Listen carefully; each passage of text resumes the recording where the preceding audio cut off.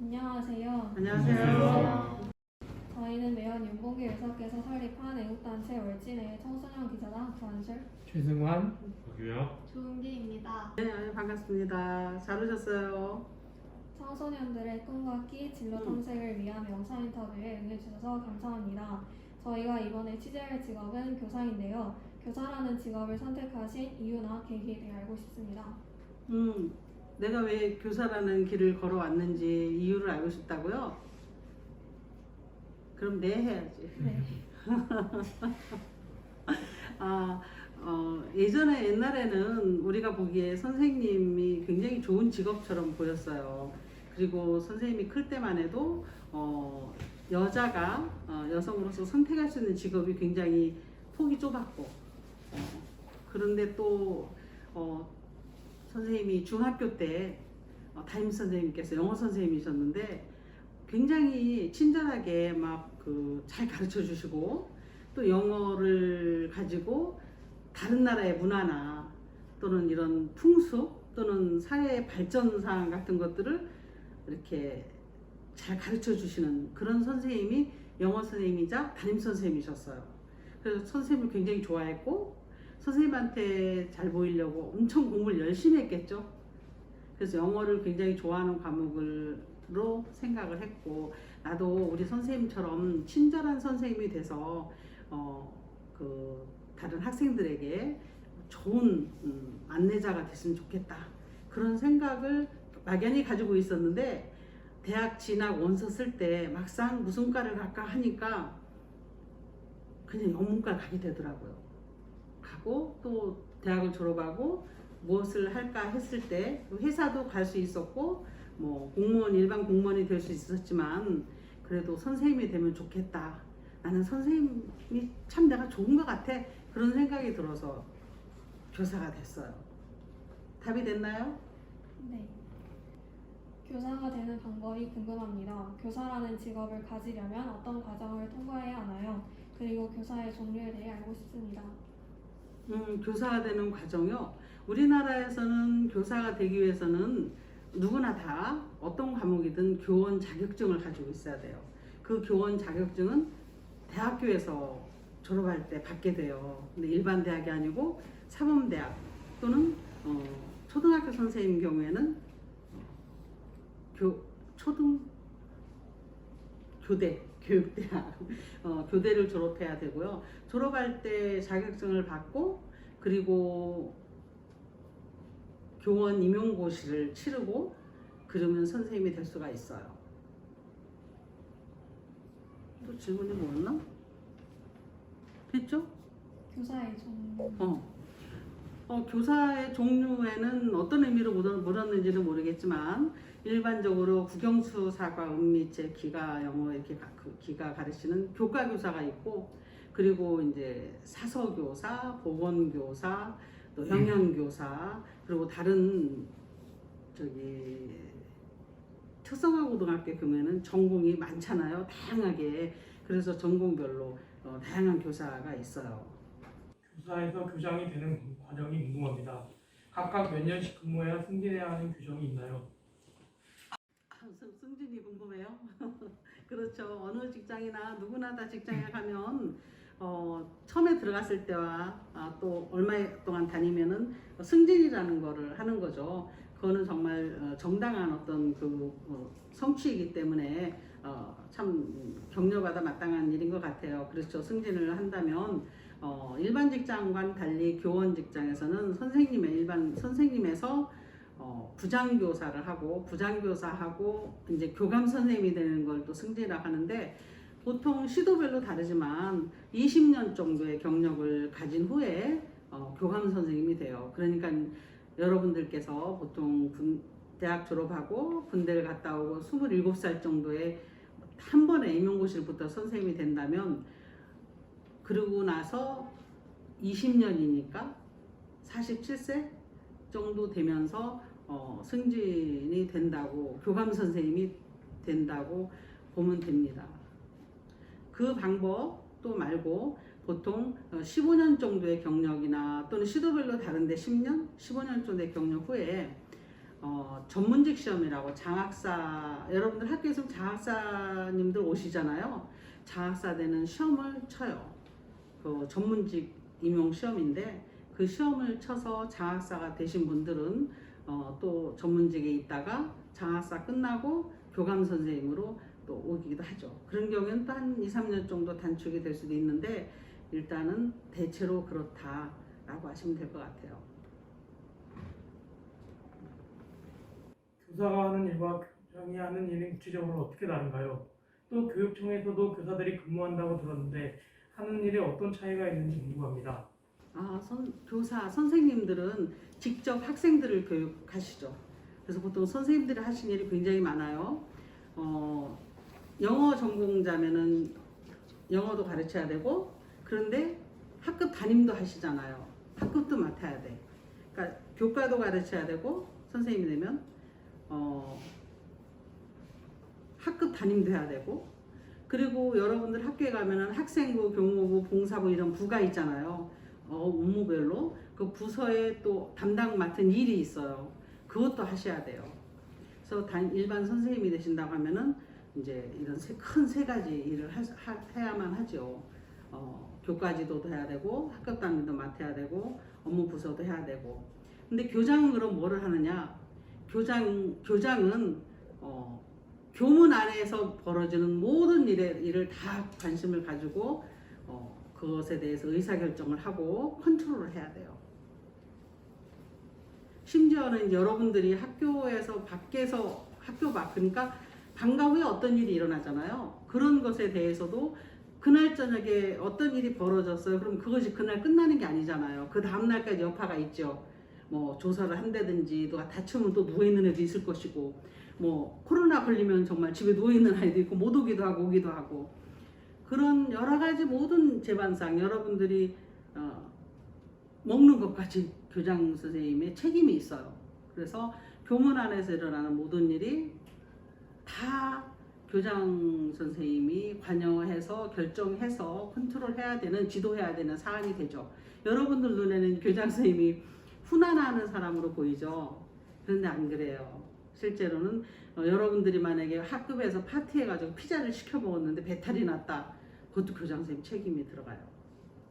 그래서 그런 일, 여러분들 운동장에서 운동하는데 농부대가 좀 썩음썩음해서 안 좋아가지고 사고가 났다. 그것도 교장 책임이에요. 그래서 교문 안에 들어 시설 관리, 여러분들이 활동하는 모든 것에 대한 관리, 그리고 학사 일정 운영하는 거, 그런 것들에 대한 책임이 있기 때문에 책임을 다하려면은 계속 일을 해야 되는 거죠. 그래서 이제 실질적으로 수업은 안 해도 학교에 있는 모든 일들을 다 관여하고 결정하고, 또 때로는 쫓아가서 눈으로 확인하고 정말 청소도 해야 되면 하고 관리하고 이런 것도 다 하죠. 그런 일들을 다 관장한다고 보면 돼요. 그래서 더 한계도 없고 한계가 굉장히 넓고 복잡하죠. 답이 됐나요? 모호한가? 학생을 직접 교육하진 않지만 모든 학교에 관한 모든 일을 다 작은 것부터 큰 것까지 결정하고 책임을 진다. 그렇게 알면 되겠어요.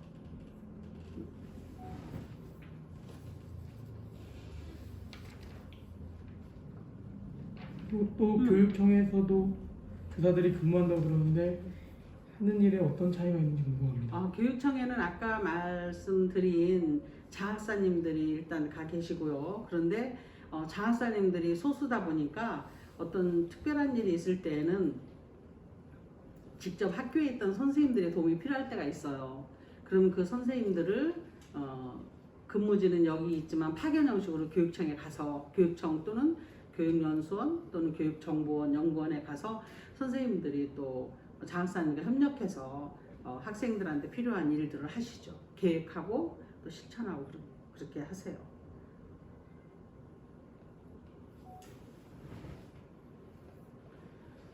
교사를 꿈꾸시면서 네. 그리고 교장 선생님이 되시기까지 학생들을 가르치면서 지켜온 좌우명이나 신념이 있으신가요? 그거 없이는 이렇게 36년 동안 해오지 못했겠죠. 학생들을 보고 늘 생각하는 것이 나는 이 아이들을 사랑하려고 이 자리에 왔구나 그런 생각을 했어요. 언제 했느냐? 속상할 때. 그러니까 나도 담임을 했을 거 아니에요. 우리 반 애가 말을 안 들어요. 정말 그게 아닌데 말을 안 들어. 그러면은 어떻게 해야 돼? 그 아이를 그냥 집에 그냥 하교시키거나 보내거나 관심을 안 가지면은 걔는 더 삐뚤어져요. 그래서 어떤 때는 나도 내 맘엔 안 들지만 제가 왜 저럴까 이해는 안 되지만 그래도 사랑으로 내가 쟤를 사랑해야지 어떡하나. 친구들도 걔를 미워해. 엄마 아빠도 그 애를 보면 너무 속상하다고 하세요. 그래도 그 아이의 이야기를 들어주고 긍정적으로 격려해주고 좀 이렇게 잘 해보도록 하는 것이 내 일이 아닌가 그런 생각을 해서 내가 얘들을 사랑하려고 여기 와 있구나 그런 생각을 많이 했고요.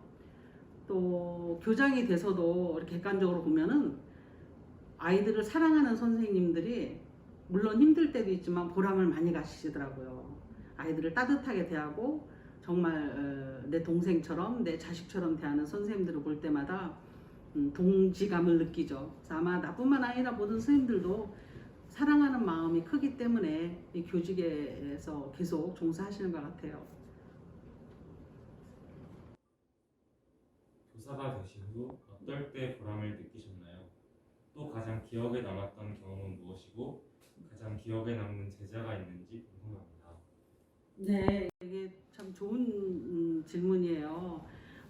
그런데 오래 있다 보니까 너무 많아서 어떤 한 건만 얘기하기도 어려울 정도인데 가장 제자들은 다 소중하죠. 꼭 이렇게 임팩트가 강한 제자가 더 남고 이런 건 아닌데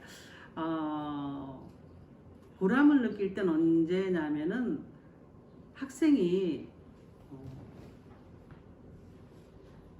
뜻을 갖게 되는 걸 봤을 때 반항하고 헤매고 그냥 막 그렇게 뭔가 자기 목표도 없이 헤매고 있는데 나와 함께 이야기하고 내가 한 학급을 이끌고 쭉 1년을 살아가면서 봄에는 제가 참 말썽부르겠고 그랬는데 가을쯤 됐더니 나름대로 눈빛이 살아오고 이렇게 뭘 하겠다라는 의지도 보이고 그게 꼭 100점 맞으라는 뜻은 아니에요. 그런데 좀 성숙해졌을 때 그럴 때는 정말 보람을 느끼죠. 정말 내가 교직을 잘 선택했구나 그런 걸 느껴요.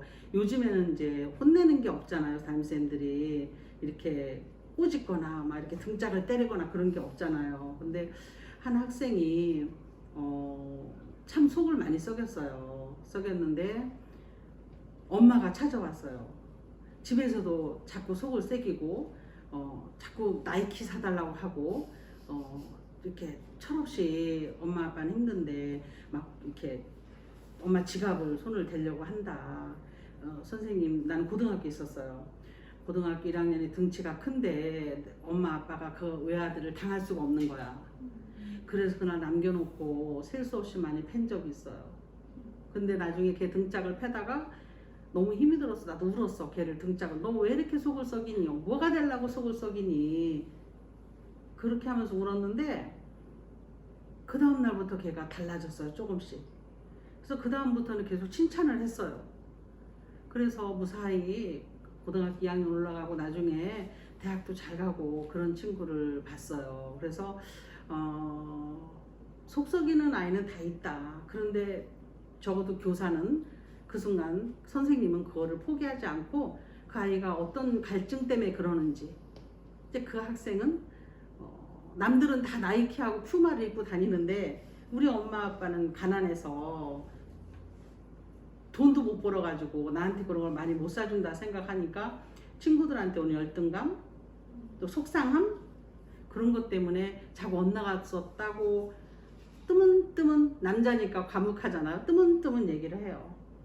그래서 격려도 많이 해주고 인정해주고 또 반에서 그 학생을 무시하는 학생을 가서 한 대씩 때려주고 그랬어요. 내가.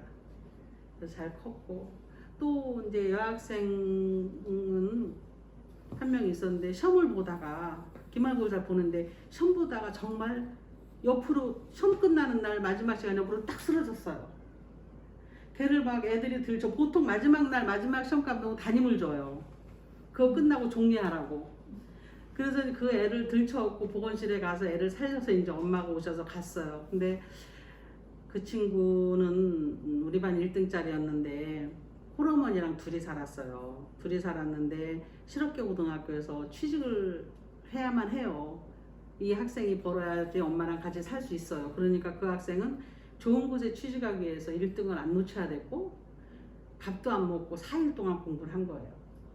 그 4일 시험 기간도 그전에도 공부를 열심히 했고 4일 동안 밥 먹으면 졸리니까 그래서 공부하다 마지막 날 정말 나무토막처럼 쓰러졌어요.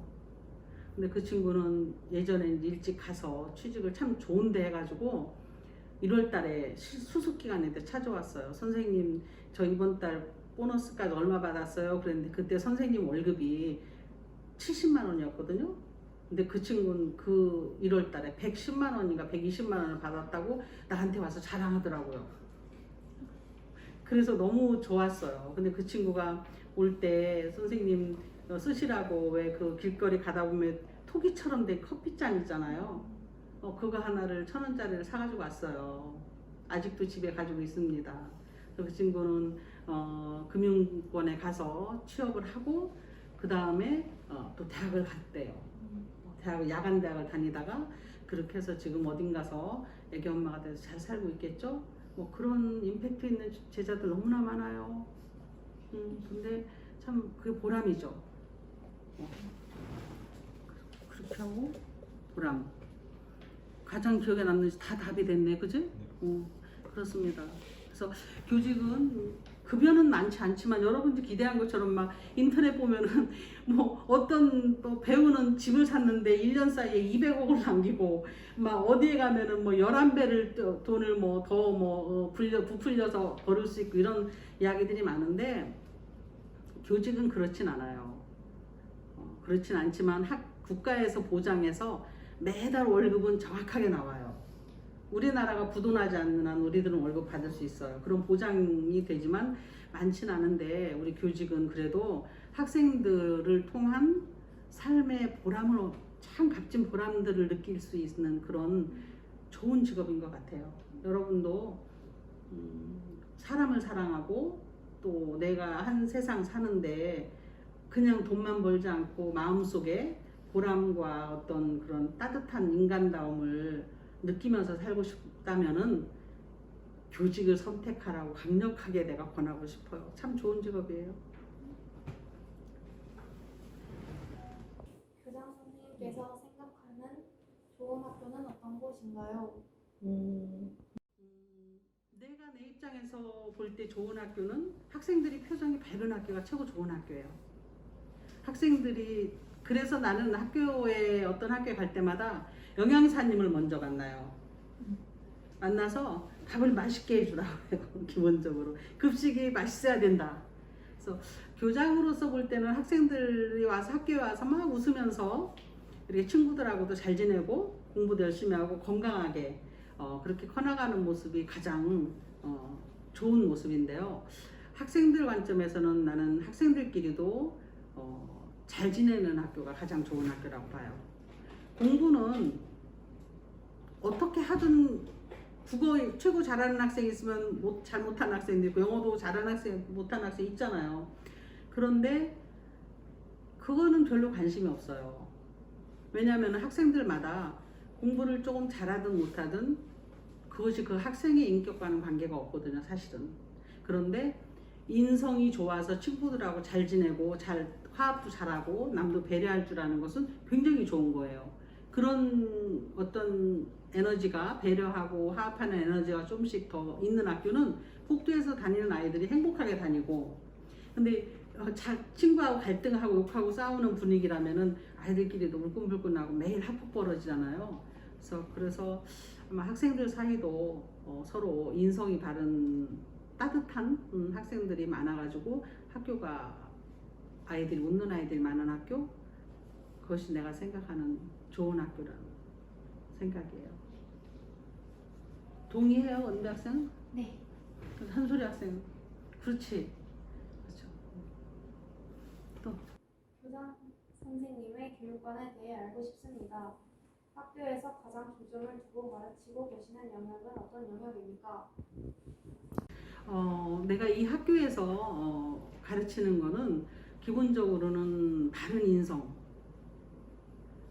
인성을 가장 강조하고 있고요. 바른 인성은 이제 본 바탕이잖아요. 어느 정도 사회생활 하다 보면은 인성이 바르고 성실하면은 다들 주변에서 인정해주고 잘 살 수 있어요. 그런데 그 다음에 그래도 사람이 자기가 자아실현 성취라는 걸 해야 되잖아요. 여러분 성취하려면 뭐가 필요해요? 인성도 필요하지만 실력도 필요하잖아요. 실제로 여러분들 좋은 뜻으로 말하면 뭐 인성만 있으면 다 된다, 오케이다, 사회로 나가라 그렇게 얘기하는 거는 사실은 정직한 답은 아닌 것 같아요. 실제로 사회에 나가면 뭣도 있어야, 실력도 있어야 되잖아요. 근데 우리가 150세를 살아가는 시대에 실력 없이 150년을 버틸 수 있느냐? 뭔가 하려면 준비를 해야지. 근데 그 준비 기간이 학교 다니는 기간이라고. 그러니까 나가서 열심히 할 수 있는 기회는 얼마든지 있으니까 요 12년 동안에 초, 중, 고 기간 동안에는 사회에 나가는 준비를 하는 과정이다. 그러니 학교 다니는 동안에는 실력도 탄탄하게 준비하고 쌓아서 나가야 되지 않을까. 그리고 실력을 쌓는 과정에서 내가 뭘 좋아하는지 알게 돼. 아무것도 안 하고 있으면 내가 뭘 좋아하는지도 몰라요. 비근한 여류 은비양 봐봐. 음식을 5가지 갖다 놔서 내가 뭘 좋아하는지 먹어보지 않고 알 수 있어요? 모르죠? 그러니까 먹어봐야 돼. 먹어보면 내가 뭘 좋아하는지 알잖아요? 그럼 앞으로 내가 짜장을 좋아한다. 그럼 계속 짜장면을 많이 먹겠지. 나중에 짜장면도 연구할 테고 짜장면 전문가가 될 테죠. 그래서 뭔가를 열심히 해보고 실천을 해서 그 분야에 대한 실력을 키우는 것, 그것이 중요하다. 그래서 바른 인성과 높은 실력을 키우는 학교가 돼야 된다라는 학교 경영관을 가지고 있어요.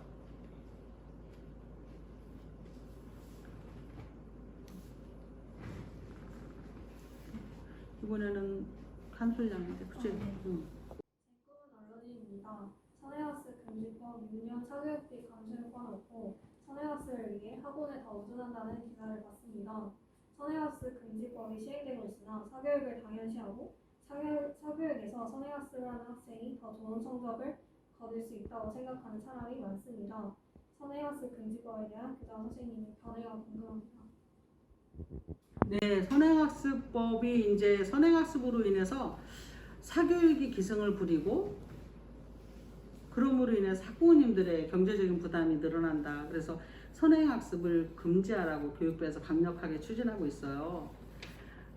여러분 선행학습이 뭔지 아세요? 교과서 진도보다 빨리 나가는 거예요. 중학교에서 만약 1차 방정식까지만 가르치게 돼 있는데 중학교 학생이 2차 방정식을 배우면 안 되는 거예요. 그렇죠? 그래서 그 학교에서 공교육에서 나가는 진도만큼만 나가라. 그거보다 더 많이 나가면 안 된다라고 했는데 그 부분에 대해서는 원칙적으로는 올바르다고 봐요. 그리고 우리 애들도, 나도 애들을 키웠지만 경험을 해보니까 실질적으로 6개월 이후 거를 지금 배운다는 것은, 지금 배우는 것도 있는데 6개월 이후 걸 또 배우는 거는 그 아이의 학습력이나 능력에 혼란을 가져온다고들 다들 학자들마다 그렇게 말씀을 하세요. 또 6개월 지나서 지금 배운 게 내가 지금 배웠는데 우리 학교에서는 그걸 6개월 후에 나 가르쳐. 기억이 안 난다고 그래요, 우리 아들들도. 그래서 선행학습은 나는 개인적으로 생각할 때 사교육은 목적이 뭘까요? 이익 창출이죠. 그렇죠? 학원이 잘 돼서 학생이 많이 와가지고 학원이 잘 돼서 돈을 많이 버는 게 목적일 거예요. 학교는 아이들을 잘 키우는 게 목적이고, 근데 학교 진도 따라 가서 아이들이 학교 선생님들만 보고 수업한다면, 만족한다면 학원에 안 가겠죠? 어떻게 돼야 가느냐? 불안하면 갈 거예요. 학교 교육에 대해서 불안감을 느낄 때, 초조함을 느낄 때 천천히, 우리 선생님이 너무 천천히 가르치는 것 같아. 이렇게 배웠다가는 내가 수능에서 점수를 못 맞을 것 같아. 예를 들면. 그럼 다급하니까 학원에 가. 학원은 막 진도를 빼나가거든. 학원을 가. 그 불안감.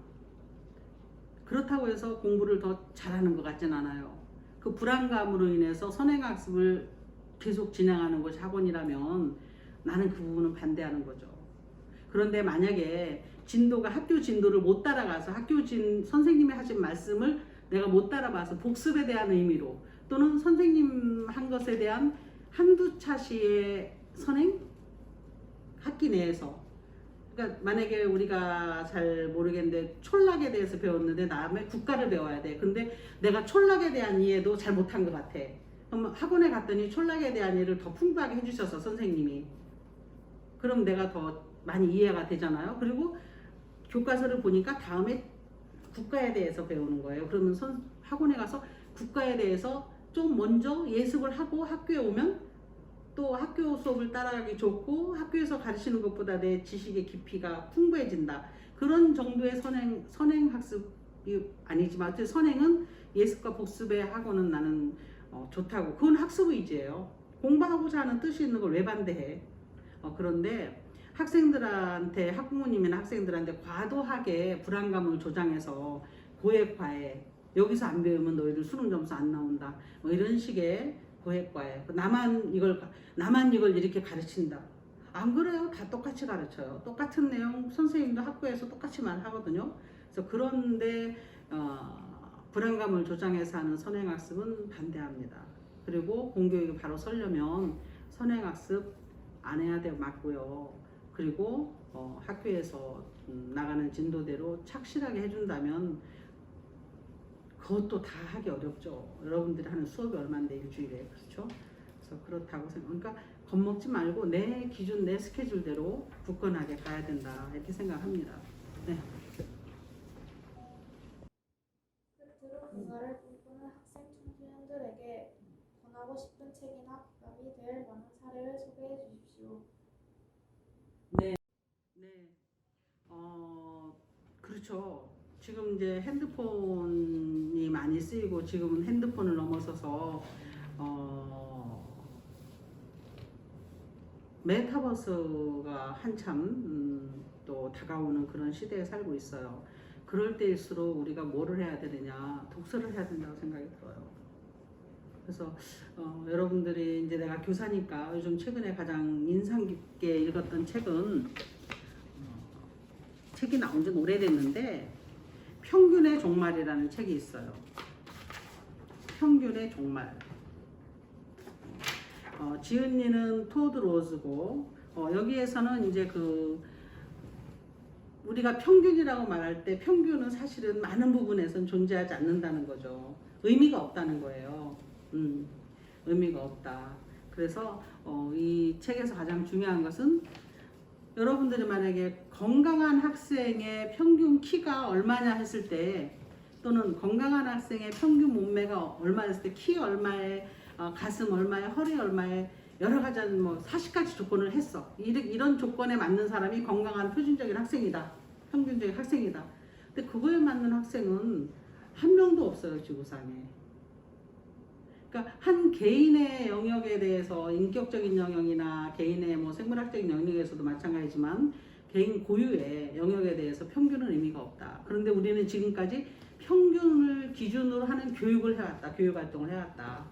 그러니까 그런 시대는 가야 되고 앞으로 한 학생마다를 다 소중한 충분한 개체로 보고 존중해서 그 학생한테 자기가 잘할 수 있는 걸 찾아주는 그런 교육이 돼야 된다라는 굉장히 가슴에 울림이 있는 이렇게 집단적인 교육이나 평균을 잡아가지고서 평균으로 퉁쳐서 가는 그런 교육은 정말 비인간적이다. 한 개인을 존중하는 그런 교육이 돼야 된다라는 울림 있는 책을 읽었어요. 그게 평균의 종말이고, 또 요즘에는 우리가 환경 없이는 살 수 없잖아요. 여러분들에게 이 책도 한번 권해주고 싶어요. 파타고니아 파도가 칠 때 서핑을 선생님도 그 파타고니아